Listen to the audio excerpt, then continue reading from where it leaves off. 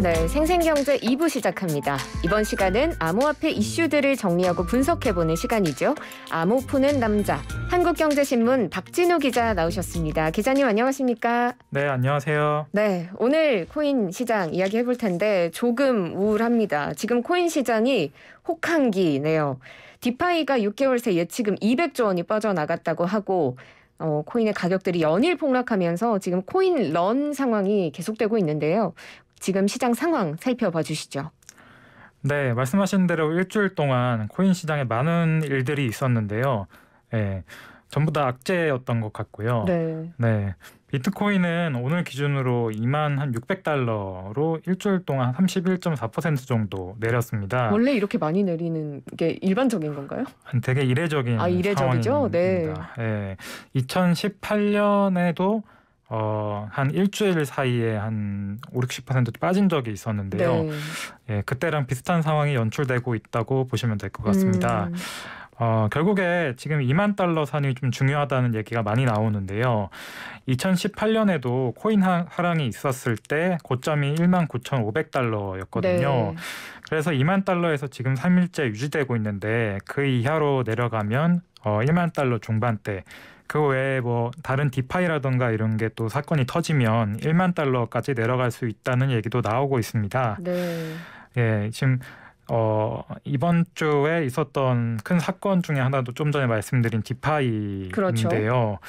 이게 사실 어떻게 보면 사상 누각이라고도 할 수 있고 어떻게 보면 암호화폐의 미래라고도 할 수 있는 그런 서비스인데요. 네. 사실 우리가 금융이라고 하면 이제 은행이나 보험, 카드를 드는데 이제 이런 금융의 형태를 뭐 스마트 컨트랙트라는 코드로 자동화시킨 겁니다. 그래서 은행 같은 경우는 중간에서 은행이 이제 예금주들의 돈을 최적의 차주들에게 대출을 내주는 그런 형식으로 운영이 되고 있는데요. 네. 이런 은행이라는 중개자를 완전 코드로 자동화한 구조를 이제 디파이, 특히 디파이 대출이라고 부릅니다. 네. 그런데 그러니까 뭐 지금의 디파이는, 그러니까 일반적인 은행은 현금을 맡기면 현금을 대출해주는 구조인데 네. 디파이는 대부분 이 비트코인이나 이더리움 이외 코인을 맡기면, 담보로 맡기면 이 코인으로 대출을 해주는 그 일종의 코인 은행입니다. 그러네요. 네. 예. 그런데 요새 나스닥과 동조화된 이제 코인 시장 전반이 많이 떨어지면서 담보로 맡긴 비트코인이나 이더리움의 가치도 내려갔거든요. 네. 그런데 이미 대출이 나가 있죠. 담보 가치가 대출로 나간 금액보다 떨어진 겁니다. 그렇군요. 네, 가령 은행이 담보로 잡은 주택 가격이 대출금보다 줄어든 거예요. 그럼 어떻게 되는 걸까요? 예, 그러면 은행이 망합니다. 그러면 비트코인도 망하나요? 네, 뭐 지금은 이제 디파이에 들어간 이제 그런 담보물만큼 부풀린 가치만큼이 좀 빠지는 건데요. 네. 그러니까 사람들이 이제 담보로 잡은 주택 가격이 떨어지면서 이제 그 은행이 이제 망할 위기에 처하면 보통 자기 돈을 못 돌려받을까봐 걱정에 휩싸이게 되고, 맞습니다. 예, 돈을 막 빼가다 보니까 그렇게 뱅크런이 발생을 하는데요. 똑같은 형식으로 디파이에서도 그런 류의 뱅크런이 발생을 한 겁니다. 네. 예, 디파이 이제 은행에서 사람들이 담보로 맡긴 대출이나 이더리움을 빼서 마구 투매를 하다 보니까 담보 가격은 더 떨어지고 이제 디파이 대출 서비스도 많이 이제 힘들어진 상황이 됐습니다. 근데 이제 비트코인을 담보로 맡기면 대출이 나간다고 말씀을 드렸는데요. 네. 이 디파이 은행 같은 경우에 이제 일반적인 은행은 금융당국이 건전성 관리를 하기 때문에 대출을 뭐 담보의 40%까지만 내주거나 그런 식으로 이제 건전성 관리를 하거든요. 네. 근데 이 디파이는 그런 건전성 관리 기준 자체가 없고요. 예. 또 이 대출이, 그러니까 비트코인을 담보로 맡기면 비트코인을 대출로 내주는 방식이 아니라 자기들이 만든 코인을 대출로 내주는 방식이 많았거든요. 네. 그러니까 이 코인들은 어떻게 보면 비트코인보다도 훨씬 변동성이 크고 가치가 이제 내재 가치가 없다고 많이 이제 얘기들이 나오는 그런 코인들입니다. 네. 이런 식으로 자기가 가진 담보, 그러니까 비트코인 담보가 가치가 1이면 최대 4까지도 불리는 게 가능하다는 게 이제 최근에 나온 국제결제은행의 분석이고요. 네. 이 1에 해당하는 담보가 무너지면 비트코인이 부풀려진 4만큼의 가치가 한 번에 날아가는 겁니다. 그렇군요. 예, 그게 지금 디파이를 시작으로 코인이 무너지게 된 원리이고요. 네. 이렇게 부풀려져 있던 코인 담보가 200조 원에 달했다는 겁니다. 최근에 많이 떨어진 이더리움이나 솔라나 모두 디파이의 담보로 많이 쓰인 코인들이고요. 네. 심지어 웨이브라는 코인의 재단 대표는 이제 투자자들이 담보로 맡긴 비트코인이나 이더리움을 마음대로 처분하거나 빼돌린 사실까지 드러나면서 이제 암호화폐 전반에 대한 신뢰성까지 흔들고 있는 상황입니다. 아, 그렇군요. 특히 이더리움 같은 경우에는 일주일 동안 37% 넘게 내렸다. 굉장히 불안정한 시세를 보이고 있는데 또 지금 시파이 플랫폼인 셀시우스에서 인출 중단을 단행했지 않습니까? 그래서 많은 사람들이 지금 패닉하고 있는 상황인데 이게 또 이더리움 하락에 영향을 줬다고요? 예, 맞습니다. 네, 좀 전에 말씀드린 대로 이 이더리움을 이제 담보로 맡기고 다시 대출을 받는 뭐 그런 구조라고 말씀을 드렸는데요. 네. 아무튼 이 시가총액인 이제 이더리움이 일주일 새 지금 37% 내리는 상황이고요. 네. 사실 유례를 좀 찾아보기가 어려울 정도의 하락폭이고요. 시총이 240조 원인데 지금 일주일 만에 160조 원이 됐습니다. 와. 이더리움은 이제 NFT나 디파이의 뿌리 같은 그런 기반이 되는 코인이기 때문에 사실 이렇게 떨어지는 게 코인 업계에서도 조금 충격적으로 받아들여진 게 사실입니다. 네. 말씀하신 이제 셀시우스 네트워크도 아까 말씀드린 이제 디파이 대출이라고 볼 수 있는데요. 네. 다만 디파이 대출과는 조금 다른 게 스마트 컨트랙트에서 어떤 드러나지 않은 익명의 조직에 의해서 운영되는 그런 게 아니라 이제 금융사들처럼 어떤 드러난 법인이 이제 예금주들과 대출받을 사람들을 이어주는 역할을 하기 때문에 시파이 혹은 중앙화 금융이라고 부릅니다. 예.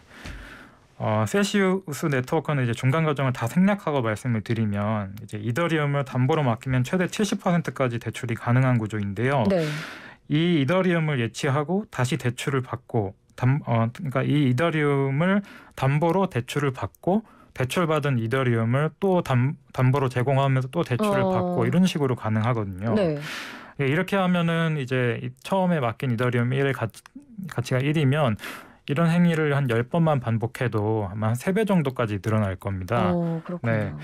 그런데 최근 이더리움 가격이 떨어지니까 사람들이 서둘러 현금화를 하고 싶어진 거고요. 근데 담보로 맡긴 이더리움을 빼려고 보니까 이미 대출이 다 나가 있어서 네. 나한테 내줄 이더리움이 지금 없다는 겁니다. 셀시우스 네트워크에서. 그래서 이제 셀시우스는 출금을 정지시켰습니다. 예, 심지어 지금은 그 원래 갖고 있던 자본까지 잠식이 일어나고 있는 소문까지 나와 있고요. 오늘까지도 아직 출금이 막혀 있더라고요. 네. 예전에는 이제 이더리움 빌려서 예치하고 이자 타는 게 가능했기 때문에 그렇게 높은 가격까지 치솟았는데요.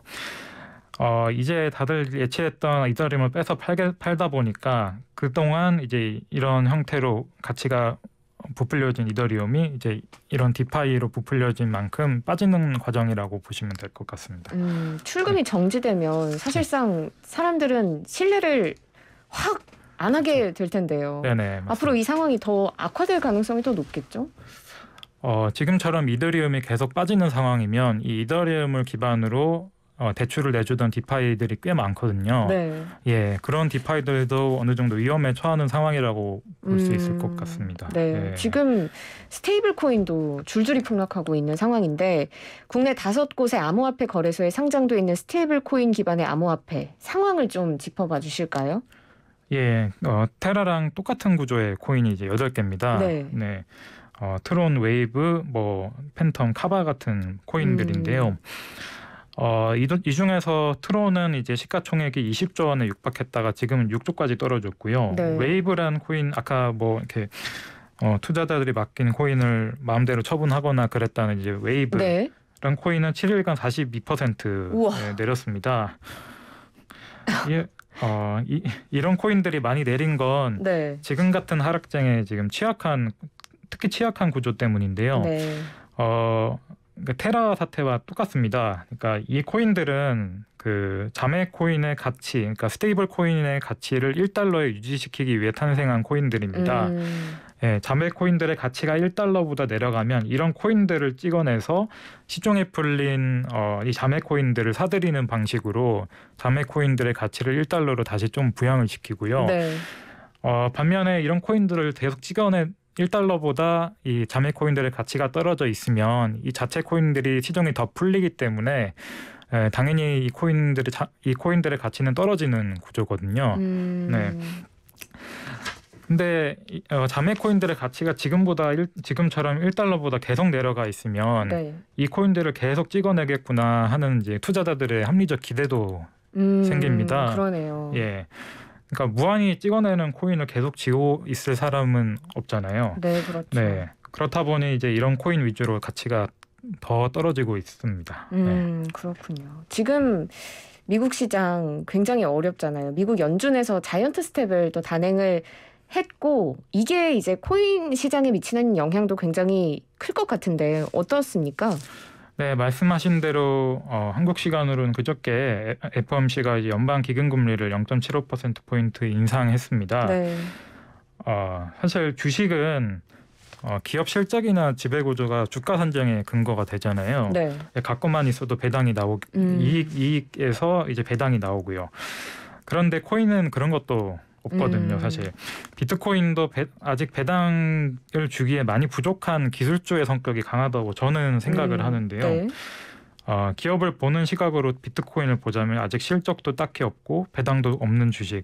다만 이제 부채는 없죠. 네. 그래서 기술의 가치만 믿는다면 언젠가는 오르겠지만 지금 당장 투자하기에는 좀 망설여지는 그런 기술주라고 저는 보이는데요. 비트코인이 그런 정도인데 다른 코인들은 뭐 러셀 2000 같은 이제 그 작은 기술 기업과 비교해도 상당히 초기에 있는 기업이라고 봐야 될 것 같고요. 네. 지금처럼 국채 금리가 오른 상황에서 이제 그런 기업들에 투자할 이유는 아마 없을 겁니다. 네. 뭐 그런 이제 초기 기술 기업 같은 경우에 이제 은행에서 차입을 받아서 프로젝트를 추진하는 경우도 있을 거고요. 그런 경우에 이제 이번에 국채 금리가 오르면 당연히 이제 차입에 따른 부담도 커질 거고 특히나 이런 소규모 기업들은 이제 그런 차입에 대한 부담이 더 크기 때문에 그렇죠. 네, 뭐 그런 측면이 이제 국채 금리 인상에 따른 그 효과가 좀 치명적이라고 보입니다. 근데 재밌는 점은 제가 2017년, 18년에 이제 연방 기금 금리가 어느 정도였는지도 확인을 해보니까 네. 그때도 이제 코인이 급락한 적이 있었잖아요. 근데 그때도 패드가 금리를 연 2.5%까지 끌어올렸었거든요. 지금이랑 비슷한 상황이네요. 예. 근데 지금도 0.75에서 1.5%까지 끌어올렸거든요. 네. 지금 금리에 굉장히 민감하다는 뜻이고요. 아직 연 1.5% 수준이어서 그리고 뭐 노무라 증권에서 발표한 자료를 보니까 내년에 4%까지 오를 거라고 예상을 하더라고요. 그러니까 내년에도 아마 이렇게 크립토 윈터, 그러니까 가상자산의 겨울은 계속 지속됐다고 봐야 하는 게 합리적일 것 같습니다. 네, 적어도 뭐 물가가 잡힐 때까지는 기준금리가 계속 인상될 거라고 지금 예측이 나오고 있기 때문에 코인 시장도 앞으로 조금 이런 상황이 계속되지 않을까 싶습니다. 지금 코인 시장이 이렇게 급격히 얼어붙고 있고 그래서 암호화폐 업체들이 잇따라 구조조정에 나서고도 있다고 하는데 미국의 최대 암호화폐 거래소 코인베이스 여기에서 지금 전체 인력의 18%를 줄이겠다. 이미 줄였나요? 어떤 상황인가요? 아직 줄인 상황은 아니고요. 네. 일단은 발표를 한 상태입니다. 14일에 줄이겠다. 네. 예. 코인베이스가 전체 직원 5,000명 중에 18%에 해당하는 1,100명을 감축하겠다고 밝혔습니다. 네. 올 초만 해도 2,000명을 뽑았었는데 사실 이런 상황이 올 거라고는 예상을 못했던 것 같아요. 이 브라이언 암스트롱 CEO가 이제 암호화폐 겨울 즉 크립토 윈터가 왔다고 감원 이유를 밝혔습니다. 네. 이렇게 인원을 줄이는 건 당연히 실적 부진 때문입니다. 올해 1분기 사용자 수가 전년 동기 대비 27% 줄었고요. 27%. 예. 네. 1분기가 그랬으니까 2분기에는 아마 감소폭이 더 클 것으로 예상이 됩니다. 4월에서 6월 사이에는 그리고 거래 수수료가 이 주 수익원이다 보니까 실적 악화로 이어지고 그동안 뽑았던 인력을 유지할 인건비도 좀 조달을 하기가 어렵게 된 상황이 된 겁니다. 다른 거래소들은 어떤가요? 예, 다른 거래소는 이제 크립토닷컴이나 블록파이, 제미니 같은 거래소들도 전체 인력의 한 10%가량을 줄이는 분위기입니다. 아직 국내 거래소 중에 그런 곳은 없는데요. 네. 다만 이제 업비트나 빗썸, 코인원, 코빗, 코팍스처럼 이제 실명 계좌가 있어서 원화로 거래가 가능한 거래소들은 그렇게 타격이 크지는 않을 것으로 예상이 되지만 뭐 비트코인이나 테더 같은 코인으로 거래를 하는 그 코인 마켓이라고 부르죠. 네. 그런 거래소들은 지금 거래량이 거의 안 나오고 있는 상태거든요. 그러니까 당장은 투자를 받아서 이제 경영을 유지를 해야 하는 상황인 것 같아요. 그래서 그런 거래소들도 좀 아마 지금은 약간 상당히 위기 상황이라고 합니다. 네. 네. 이렇게 가상 자산 시장이 어렵습니다. 그래서 원래는 올해에서 내년으로 미뤄졌던 이 가상 자산에 대한 과세 2년 더 유예될 전망이라고 하는데 워낙 시장이 어렵다 보니까 그런 건가요? 예, 뭐 그렇죠. 예. 어제 기재부의 새 정부 경제정책 방향 브리핑에서 이제 가상자산 과세를 2년 추가 유예한다고 밝혔습니다. 네. 일단은 올 초부터 선정비 후 과세가 이제 현재 여당 그리고 대통령의 기본 입장이었는데요. 네. 추경호 장관은 브리핑에서 아직 가상자산 거래 투명성이나 소비자 보호 장치 등 기본법이 갖춰지지 않았기 때문에 유예할 필요가 있다고 그렇군요. 했습니다. 네. 원래는 지난 1월부터 과세가 시작이 되어야 했었는데요. 네. 아직 과세 여건이 마련되지 않아서 내년으로 미뤘습니다. 근데 여기에 2년 더 미루기로 하면서 2025년 거래분부터 과세가 이뤄지게 된 겁니다. 네. 네, 사실 그 가상자산 지금 투자 여건이 좋지 않은 점도 어느 정도 반영이 된 측면이 있는 것 같습니다. 네. 사실 다른 나라 이제 과세 체계를 따져보자면 미국 같은 경우는 한국은 이제 그 시세 차익에 대해서 이제 그러니까 시세 차익을 기타 소득으로 보고 아마 25%인가 그 과세를 하거든요. 네. 근데 미국 같은 경우는 좀 특이한 게 그 손실분에 대해서도 그 세액 공제를 해주더라고요. 와, 그렇군요. 네, 그러니까 손실분을 또 그 해에 공제만 해줄 뿐만 아니라 그 납세자들이 손실분을 여러 해로 나눠서 세액 공제를 받을 수도 있더라고요. 그러니까 가령 뭐 제가 1,000만 원 이제 암호화폐 1,000만 원 투자를 했다 손실을 봤으면 네. 올해 300, 내년 300, 내후년 300 이런 식으로 쪼개서 세액 공제를 받을 수도 있습니다. 네. 네, 뭐 이런 측면도 한번 고려를 해보는 게 어떨까 싶긴 하고요. 예. 그리고 이렇게 과세를 또 미룬 점은, 그러니까 국내에서 아직 이런 기본법 도입을 통해 제도가 이루어지지 않은 채로 이제 과세가 이루어지면 투자자들이 이제 해외로 이탈할 것을 우려한 것으로도 보입니다. 작년 국정감사 때도 같은 지적이 이뤄졌었고요. 네. 아직 그러니까 해외에 있는 거래소에서 과세 자료를 요청을 해서 이제 그런 소득세를 부과를 해야 되는데 네.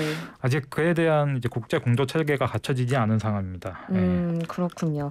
지금까지 가상자산에 대한 과세가 유예된 이런 배경까지 짚어봤습니다. 여기까지 말씀 듣겠습니다. 고맙습니다. 네, 감사합니다. 네, 지금까지 박진우 한국경제 기자와 함께했습니다.